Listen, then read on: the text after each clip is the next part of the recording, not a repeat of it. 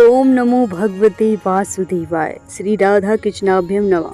श्रीमद् भगवत महापुराण 12वां अध्याय। परीक्षित जी का जन्म। सौनक जी ने कहा, अश्वत्थामा ने जो अत्यंत तेजस्वी ब्रह्मास्त्र चलाया था उससे उत्तरा का गर्भ नष्ट हो गया था, परंतु भगवान ने उसे पुनः जीवित कर दिया। उस गर्भ से पैदा हुए महाज्ञानी महात्मा परीक्षित के, जिन्होंने सुखदेव जी से ज्ञान प्राप्त किया था, जन्म कर्म मृत्यु और उसके बाद जो गति उन्हें प्राप्त हुई वो सब यदि आप ठीक से समझें तो कहें। हम लोग बड़ी श्रद्धा के साथ सुनना चाहते हैं। सूत जी कहते हैं, धर्मराज युधिष्ठिर अपनी प्रजा को प्रसन्न रखते हुए पिता के समान उनका पालन करने लगे। भगवान श्री कृष्ण के चरण कमल के सेवन से वे समस्त भोगों से निस्पृह हो गए। सौनक आदि ऋषियों उनके पास अतुल संपत्ति थी। उन्होंने बड़े बड़े यज्ञ किए थे तथा उनके फल स्वरूप श्रेष्ठ लोकों का अधिकार प्राप्त हुआ था। उनकी रानियां और उनकी भाई दोनों अनुकूल थे। सारी पृथ्वी उनकी थी। वे जम्बू द्वीप के स्वामी थे और उनकी कीर्ति स्वर्ग तक फैली थी। उनके पास भोगों की ऐसी सामग्री थी जिसके लिए देवता भी लालायित रहते हैं, परंतु जैसे भूखे मनुष्यों को भोजन के अतिरिक्त दूसरे पदार्थ नहीं सुहाते, वैसे ही उन्हें भगवान के सिवा दूसरी कोई वस्तु सुख नहीं देती। सौनक जी, उत्तरा के गर्भ में स्थित वीर शिशु परीक्षित जब अश्वत्थामा के ब्रह्मास्त्र के तेज से जलने लगा, तब उसने देखा कि उसकी आंखों के सामने एक ज्योतिर्मय पुरुष है। वह देखने में तो अंगूठे के भार का है, परंतु उसका स्वरूप बहुत ही निर्मल है। अत्यंत सुंदर श्याम शरीर है, बिजली के समान चमकता हुआ पीतांबर धारण किए हुए हैं, सिर पर सोने का मुकुट झिलमिला रहा है। उस निर्विकार पुरुष के बड़ी ही सुंदर सुंदर लंबी लंबी 4 भुजाएं हैं। कानों में तपाए हुए स्वर्ण के सुंदर कुंडल हैं। आंखों में लालिमा है। हाथों में लू के समान जलती हुई गदा लेकर बार बार घुमाता जा रहा है और स्वयं शिशु चारों ओर घूम रहा है। जैसे सूर्य अपनी किरणों से कुहरों को भगा देता है, वैसे ही वो गदा के द्वारा ब्रह्मास्त्र के तेज को शांत कर रहा है। उस पुरुष को अपने समीप देखकर वो गर्भस्थ शिशु सोचने लगा कि ये कौन है।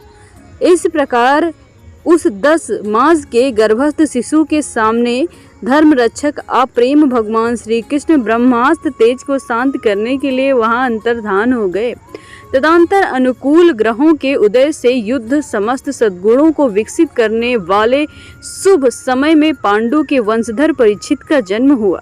जन्म के समय ही वो इतने बालक स्वरूप होते हुए भी तेजस्वी दिखाई पड़ते थे, मानो स्वयं पांडु ही फिर से जन्म ले चुके हों। पौत्र के जन्म की बात सुनकर राजा युधिष्ठिर मन में बहुत प्रसन्न हुए। उन्होंने धौम्य कृपाचार्य ब्राह्मणों से मंगला वचन और जात कर्म संस्कार करवाए। महाराज युधिष्ठिर दान के योग्य समय को जानते थे। उन्होंने प्रजातीर्थ नामक काल में अत्यंत सुवर्ण गौएं, पृथ्वी, गांव, उत्तम जाति के हाथी घोड़े ब्राह्मणों को अन्न के साथ दान दिया। ब्राह्मणों ने संतुष्ट होकर अत्यंत विनयी युधिष्ठिर से कहा, पुरुवंश शिरोमणे, काल की दुर्निवार गति से यह पवित्र पुरुवंश मिटना ही चाहता था, परंतु तुम लोगों पर कृपा करने के लिए भगवान विष्णु ने वहां बालक देखकर उसकी रक्षा की थी, इसलिए इसका नाम विष्णुव्रत होगा। निस्संदेह ये बालक संसार में बड़ा ही यशस्वी, भगवान का परम भक्त और महापुरुष होगा।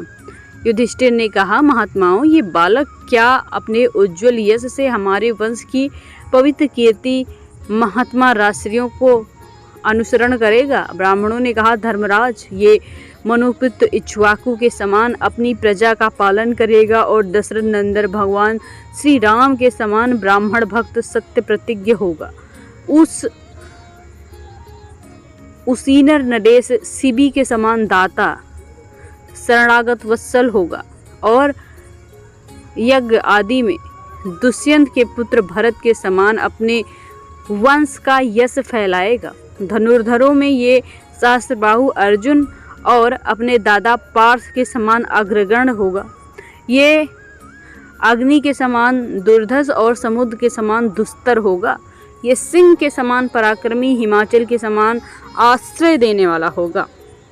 पृथ्वी सादृश तितिक्षु और माता पिता के समान सहनशील होगा। इसमें पितामह ब्रह्मा के समान समता होगी। भगवान शंकर की तरह कृपालु होगा। संपूर्ण प्राणियों को आश्रय देने में ये लक्ष्मीपति भगवान विष्णु के समान होगा। ये समस्त सद्गुणों की महिमा धारण करने में श्री कृष्ण का न्यायी होगा। रंति देव के समान उदार होगा। यायति के समान धार्मिक होगा। धैर्यों में बलि के समान, भगवान श्री कृष्ण के प्रति दृढ़ निष्ठा में प्रहलाद के समान होगा। ये बहुत से अश्वमेध यज्ञों का करने वाला और वृद्धों का सेवक होगा। इसके पुत्र राजसी होंगे। मर्यादा का उल्लंघन करने वालों को ये दंड देगा। ये पृथ्वी माता और धर्म की रक्षा के लिए कलयुग का भी दमन करेगा। ब्राह्मण कुमार के साप से तक्षक के द्वारा अपनी मृत्यु सुनकर यह सब की आसक्ति छोड़ देगा और भगवान के चरणों का शरण लेगा। राजन व्यास नंदन सुखदेव जी ने आत्मा के यथार्थ स्वरूप का ज्ञान प्राप्त कर अंत में गंगा तट पर अपने शरीर को त्याग कर निश्चय ही अभय पद प्राप्त करेगा। ज्योतिष शास्त्र के विशेषज्ञ ब्राह्मण राजा युधिष्ठिर को इस प्रकार बालक के जन्म लग्न का फल बताकर और भेंट पूजा लेकर अपने अपने घर चले गए। वहीं ये बालक संसार में परीक्षित के नाम से प्रसिद्ध होगा, क्योंकि यह समर्थ बालक गर्भ में ही पुरुष का दर्शन पा चुका है। उसका स्मरण करता हुआ लोगों में उसी की परीक्षा करता रहता है कि देखे इसमें कौन सा वो है। जैसे शुक्ल पक्ष में दिन प्रतिदिन चंद्रमा अपनी कलाओं को पूर्ण करता हुआ बढ़ता है, वैसे वो राजकुमार अपने गुरुजनों के लालन पालन से क्रमशः अनुदित बढ़ता हुआ शीघ्र ही सयाना हो गया। इसी समय स्वजनों के वध का परीक्षित करने के लिए राजा युधिष्ठिर ने अश्वमेध यज्ञ के द्वारा भगवान की आराधना करने का विचार किया, परंतु प्रजा से वसूल किए हुए दंड यानी जुर्माने की रकम के अतिरिक्त और धन न होने के कारण वो बड़ी ही चिंता में पड़ गए। उनका अभिप्राय समझकर भगवान श्री कृष्ण की प्रेरणा से उनके भाई उत्तर दिशा में राजा मारुत और ब्राह्मणों द्वारा छोड़ा हुआ बहुत सा धन ले आए। उससे यज्ञ की सामग्री एकत्र करके धर्म भीरु महाराज युधिष्ठिर 3 अश्वमेध यज्ञों के द्वारा भगवान की पूजा की।